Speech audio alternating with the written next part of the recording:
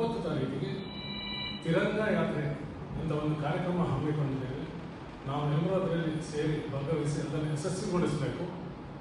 20 ತಾರೀಕು 4 ಗಂಟೆಗೆ ಜೋಡುಗಟ್ಟೆಯಿಂದ ನಮ್ಮ ಬೋರ್ಡ್ ಹೈಸ್ಕೂಲ್ ಅಂದರೆ ಡಾಕ್ಟರ್ ತನಕ ಒಂದು ತಿರಂಗ ಯಾತ್ರೆಯನ್ನು ಯೋಜನೆ ಮಾಡಿದೆ.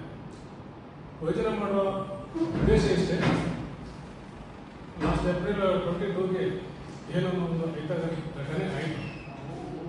ಅದರ ವಿರುದ್ಧ ನಾವು ಸಂಘಟಿತರಾಗಬೇಕು. ಅದಕ್ಕೆ ಪ್ರತಿಯಾಗಿ ದೇಶದ ಪ್ರಧಾನಿ ಯಾವ ರೀತಿ ಡಿಸಿಷನ್ ತಗೊಂಡು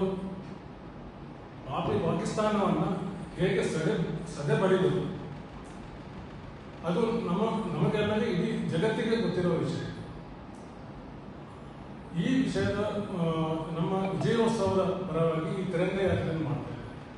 ಇನ್ನೊಂದು ನಾವು ಹೇಳಲೇಬೇಕಾದ ವಿಷಯ, ನಮಗೆ ಈಗ ಸುಮಾರು ಒಂದು 10-11 ವರ್ಷದಿಂದ ಒಂದು ಸಮರ್ಥ ನಾಯಕತ್ವ ಸಿಕ್ಕಿದೆ ನಮಗೆ ದೇಶದ. ಅವರು ಯಾವ ರೀತಿ ನಿರ್ಣಯ ತಗೊಳ್ತಾರೆ ಅವರ ಬೆನ್ನೆಲುಬಾಗಿ ನಾವು ನಿಲ್ಲಬೇಕಾದ್ದು ನಮ್ಮ ಕರ್ತವ್ಯ.